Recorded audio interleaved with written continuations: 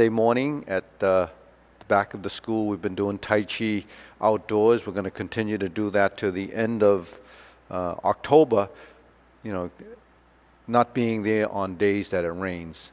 So, we've been doing that regularly with a bunch of students, like I said, that haven't been comfortable coming in, but we're doing that. And some of the people that are coming as actually part of the Patreon, and some of the people that come are just great supporters. So anyways, on that note, we're going to go to the shoulder width stance. Here's a position. Everything is positioned.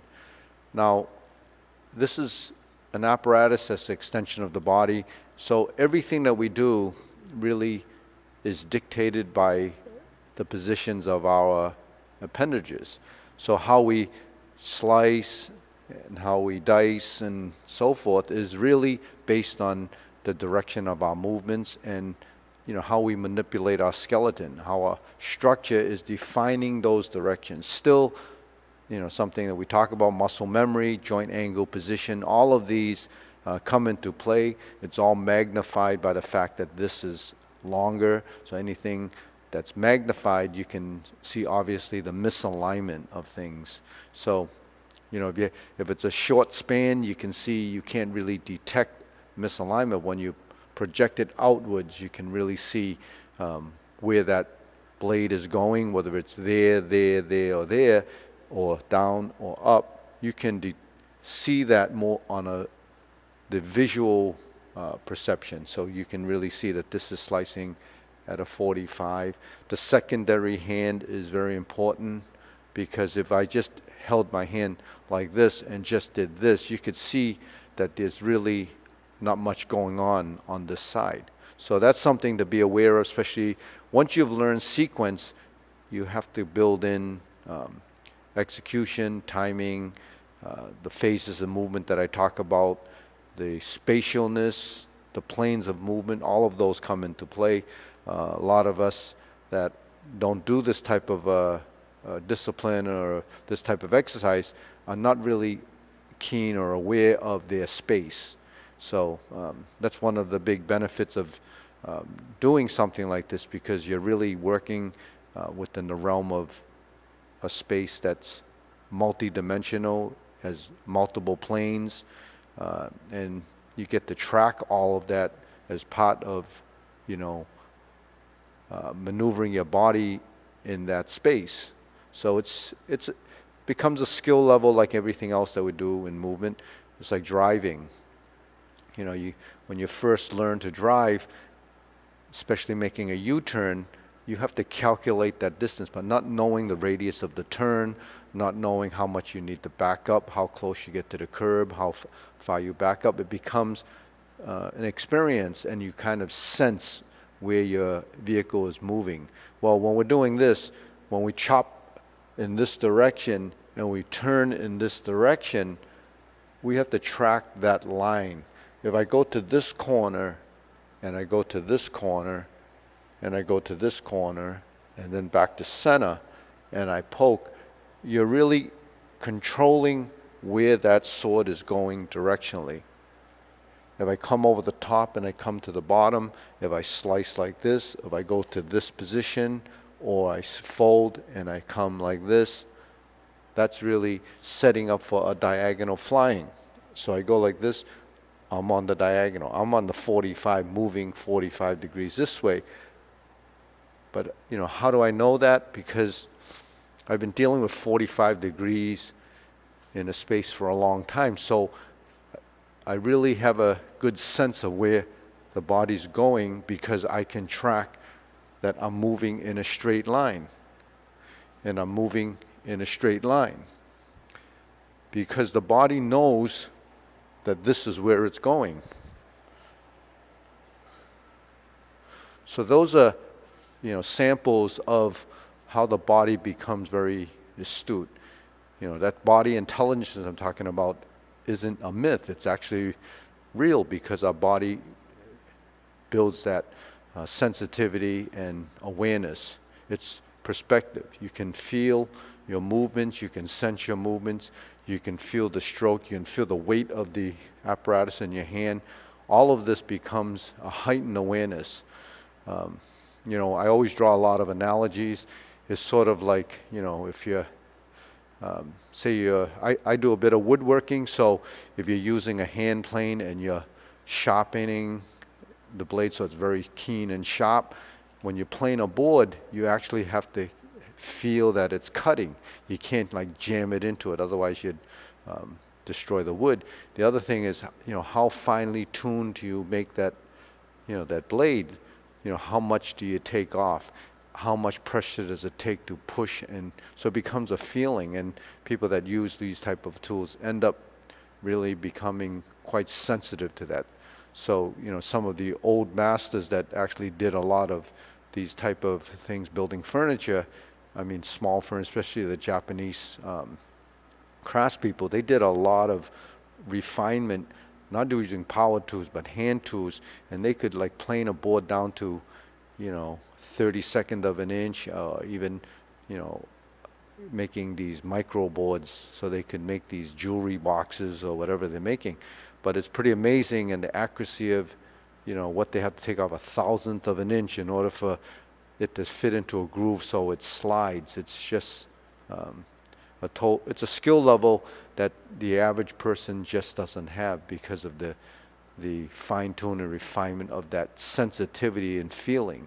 You know, even a culinary chef that slices thin and makes it thinner and thinner, like paper thin, it's a skill, and it's that dexterity and sensitivity of that slicing that allows you to cut through without tearing, without putting too much pressure.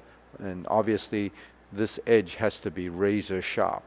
Now, it's just giving you some something to connect with, because movement, virtual movement in space that's not really tangible, you can't experience that feeling or the discovery of what that is like until your body becomes quite sensitive and aware to it.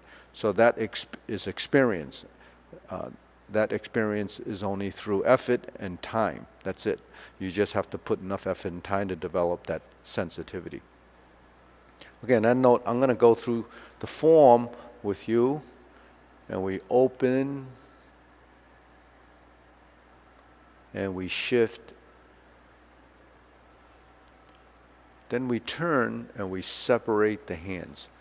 Now you see the secondary hand, the one that's holding the sword at this point, is actually also moving. It's not just held rigid. It has to move.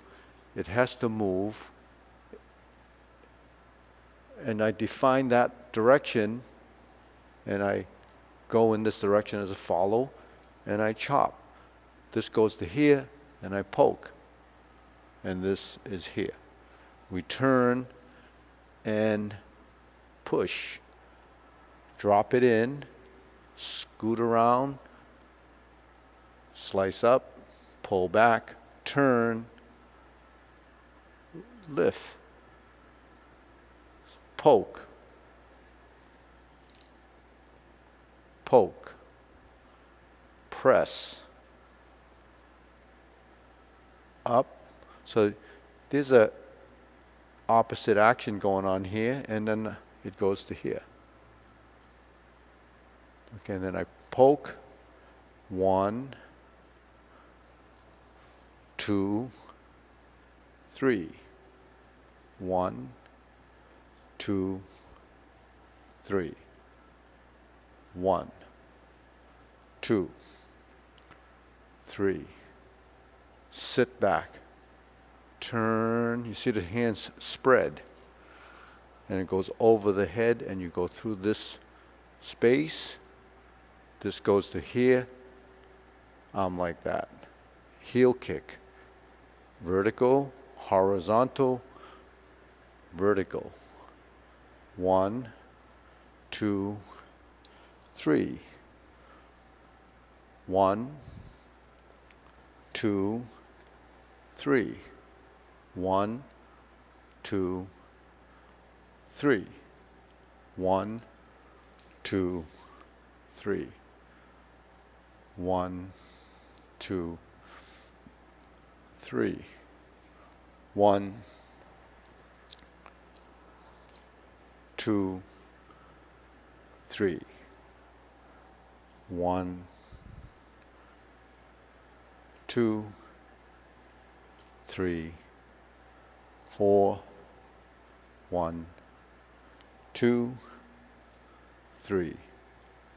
1, 2, 3, 4. 1, 2, 3. 1, 2, 3. 1, 2, 3, 4.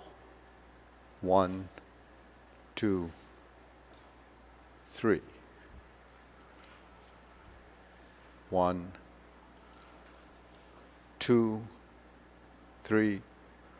1, 2, 3. 1, 2, 3. 1, 2, 3, 4, 5, 6. 1, 2, 3, 4. 1, 2, 3. 1, 2, 3. 1, 1, 2, 3,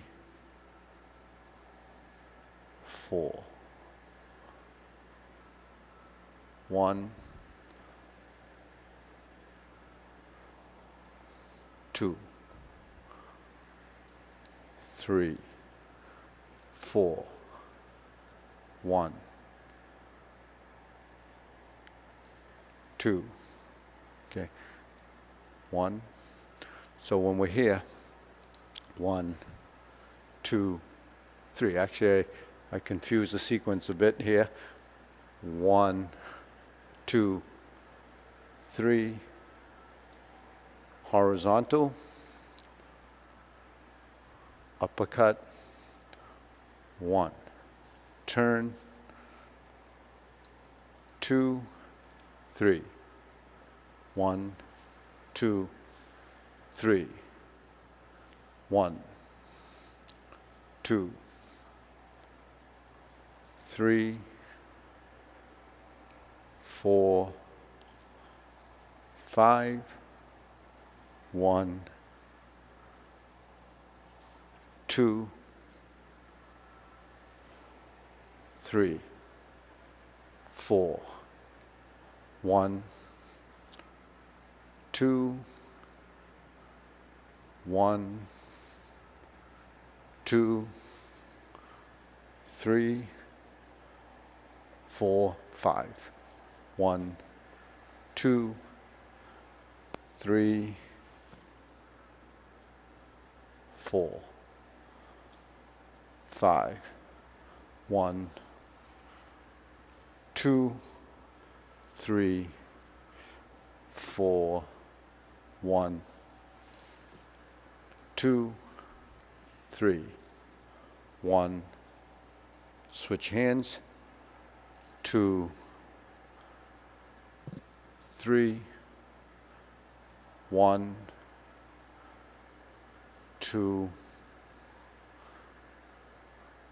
3. Okay, good. So,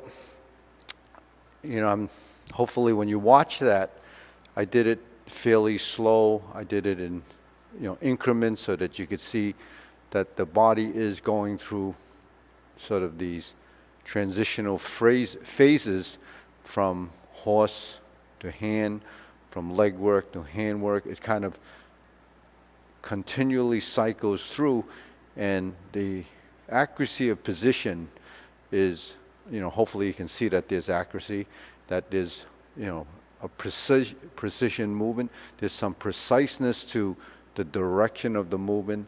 the alignment of the body, the slanting, the cutting, the support on the opposite side to build that coordination. So everything is working with this idea of, counterbalancing, in a sense that you have to keep the movement fluid, but yet there has to be something happening on both sides. There has to be happening something upper and lower. So the bottom moves, the top moves, the top moves, the bottom moves. You turn one way, you turn the other way.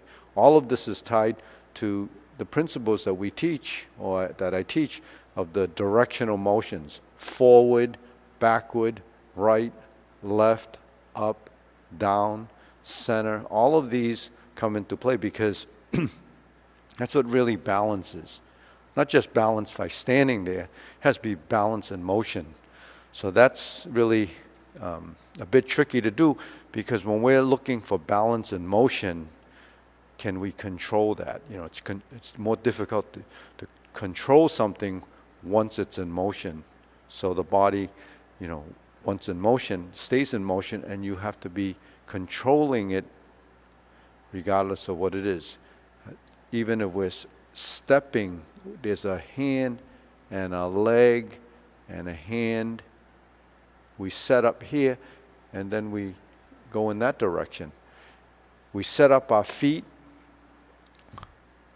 we set up the foot, and we go in a direction. So it ends up, if you can see, that it ends up parallel or opposite that direction. It's on a 45.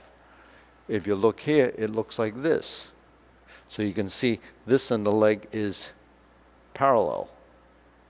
It's not over there, it's not over there, it's here. And why is it there? Because this is your frontal plane. The movements are in the frontal plane. So your sword is here, you have to be supporting it there. So this becomes part of that position. So it's not a random cross-legged position. It's a cross-legged position taking you in a direction, and how you spin out of that. So if I'm here and I spin out, I'm here. So from there to there, it was here, it's here. So what your foot has to do from here to here becomes quite a precise amount of spinning, torque, a rotation. So you have to kind of control that so that it spins there. So the speed and unweighting and all of that comes in play. So where's the unweighting? Well, once I lift, it comes up. So when I lift, that's sort of a split-second opportunity to get into that position before you plant your foot. So, those are some ideas that you kind of take in and then, build off of that. The idea of substantial and insubstantial, that's a weighting of the leg. Substantial and insubstantial. One is dominant, the hand is passive. It starts to spread, just like a diagonal flying. The poking, you want the knee, this leg, and this leg working together, looking for the nose, the tip of the sword, and the knee. So if I face the camera, I'm like this. Okay, so you see the alignment is true. So when I'm here and I'm here, you look for that position and it comes right through tip of the sword. You can't see because it's so thin that you can just look at the body through here. Now, I don't know if the camera picks up the tip of the sword, but it's probably less than a 32nd of an inch. So you can see, but you can't really see the blade. You can see this part of the sword. Okay. All right, so let me see if there's any questions on that. You can, I can't answer it, but I can, because Lucien's not here to give me that feedback. So anyways, sequentially, when we start off the form, we open like this. Then we step up, so you have this hand going, and then this hand as if you didn't have a sword in it. Horizontal, we turn and spread the hands. Shift, find your center, grasp the sparrow's tail. This is setting up, brush knee. Sit back. Okay, so here you capture the sword. Now we shift the weight, but you notice when I shift the weight, I have to balance my position in order to take the sword out and do this. Then I level the sword, I go to this side, and I slice across. So when I'm here, I lead with this hand, I follow with this hand.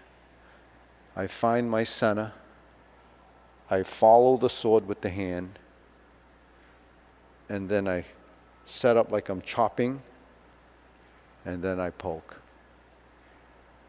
I sit back to a neutral position, I turn, I press off the spine of the sword, and I push forward, creating, so that's like a pressing movement because this sword actually has no strength there. It's not supported. This gives it the strength. So this arcing is where the cut happens. And then if you lift up, it goes over and then over. And then from here, you drag it up as if you're stepping through. So you can see, as I'm pulling this sword up, it's like that's where the momentum comes from the tracking. So you don't have to use a lot of physical arm force. You take it and you drag it across. Okay. So you notice that the sword is actually longer than, if I extended my arm fully, I would hit the floor. So you have to compensate for the length by shrinking the body a little bit so you don't hit the floor. So you let it trail a little bit until you get to here. Okay. So if you just completely drop it, you're going to hit the floor. And so you have to kind of gauge that so that I'm here. And then once I pass this point and it gets in front of me, then I've cleared the floor and I can go up. And the same applies on this side. When I go down, this is a little bit different because on the opposite side, it's shorter. So I'm going to be able to go up. But then when I'm here, the same thing has to happen. I kind of drag it around till it comes to here. And then I push it forward. And my lifting hand just kind of yields to that. So that's how you get the balance in your shoulders, because if you kind of just lift, this hand can't follow. If you kind of do this, then it just can't follow. So when you do these movements, you have to really be aware that the two sides are working together, and the two sides complement each other by, working together. That's what the passive active movements are. When you poke, you want to take it from here as if you're throwing a punch. So you're thrusting out like that.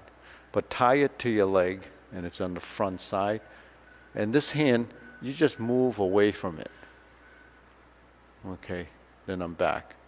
This hand is really this position or this position. Between this elbow out and this. One other fundamental is that when you go over the head, you may not be paying a lot of attention, but you have a hole here that the sword will come through. Now, you can see that when I go over my head, I create this box. This hand goes through that opening, and then it ends up down here. Now, when we do that over the head, we're not just standing here. It's typically a movement. So we're shifting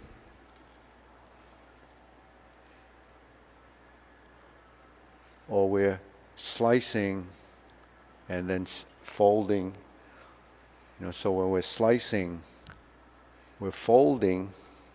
Now this is where this can comes to here, so that's the option. It can come through here, get on top, go through here and split and separate.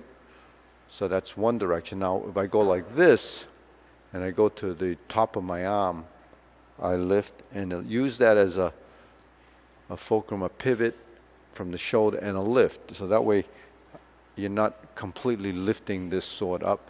If I did this, it's harder to control, and this arm becomes sort of negated, and it's actually not really functional at that point. It's just kind of there. So a lot of times when you're first learning this hand is not really aware what to do, so you have to kind of blend that. Now when the hand is doing this is actually not something that happens a lot in these forms where you're doing a flower, but the thing is, when the hand is on its center and we drop the hand, this is actually what happens there. This is a chop. This is a chop. So you see the fist is on the center. It's not going here. You're using it off the left side, and then off the right side, then off the left side, then off the right side. So what does your hand have to do? It has to do this.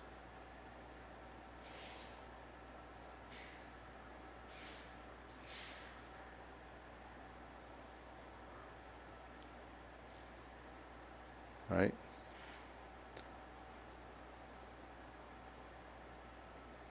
So that's this. Then it has to invert. So when we're here and it inverts, your wrist has to come into play and you chop. Then it goes like this, drops, and does that. So this is doing that. This hand is doing this, and it inverts.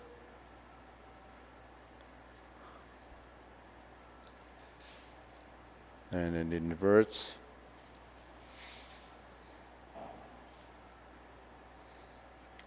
So that just gives you some sense that this one is just up, but this one is down, and this one is down. This one is in.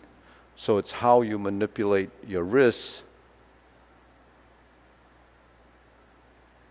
and your arm.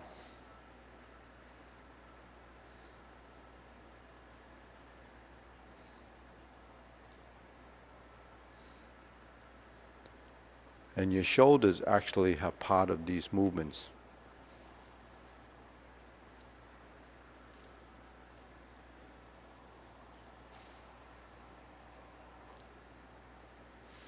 So that's vertical chopping. So this is chopping. So when we have this, that's a chop. When we're like this, backward stab, opposite side, opposite side, opposite side. So we have those two pokes down there. 45, 45. So there's a lot of directional movements that you may not pay attention to, because a lot of things that go backwards, we're really not familiar with it. So you have to realize that here again, that's this. It's parallel to this leg.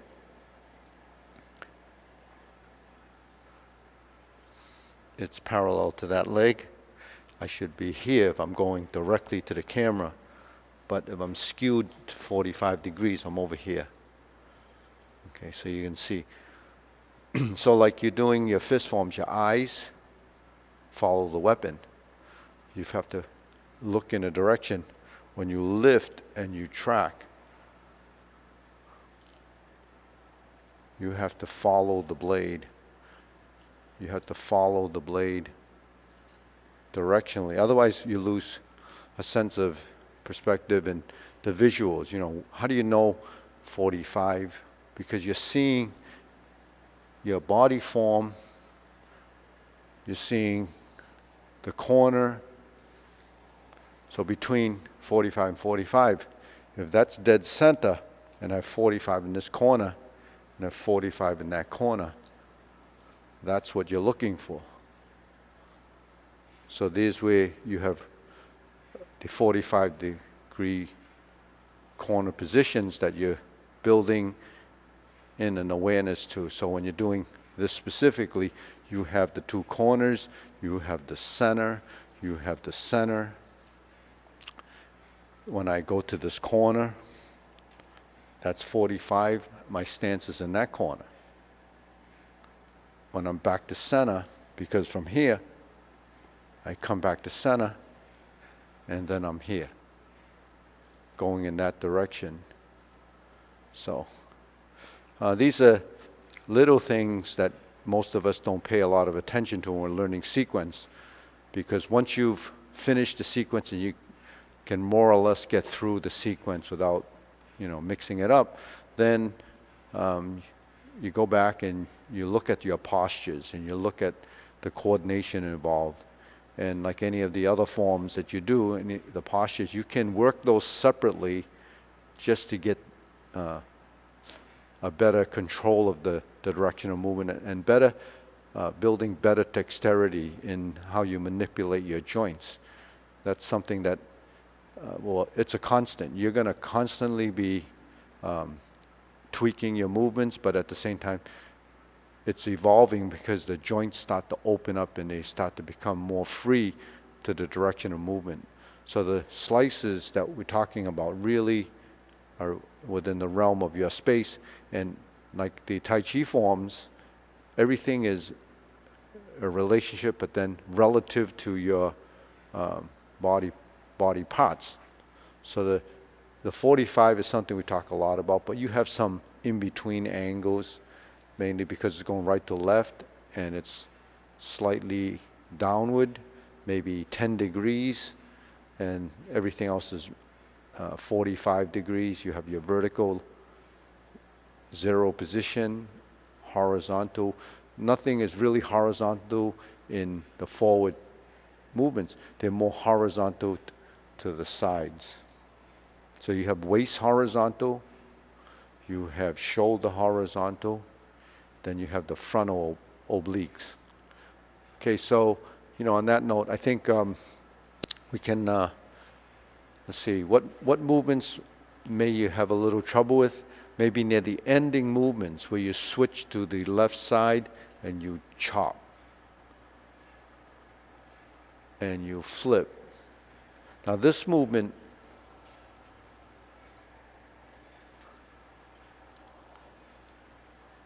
actually happens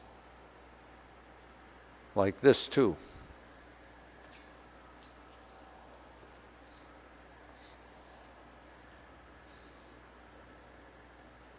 So those are really repeating the same pattern. So when we're here, and I chop to the waist, and I chop to the waist, I go over the top. If I step forward with a brushing of the hand and a chop, then that's closing.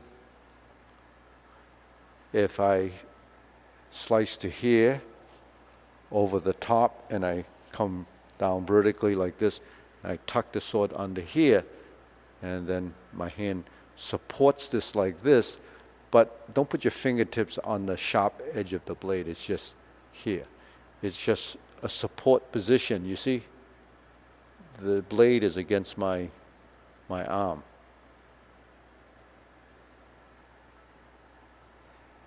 So you're like this. It's facing to the side, the blade is that way, and you're supported here. So it goes forward, around. See, I lift my sword, I lift it here, I chop down, I come in, and I turn, and then this finds this position. 1, 2, 3, 4.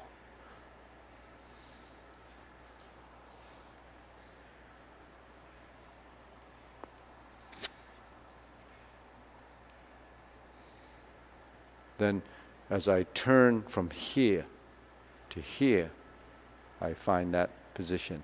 So you have to relax your shoulder. to find that position, then you're here.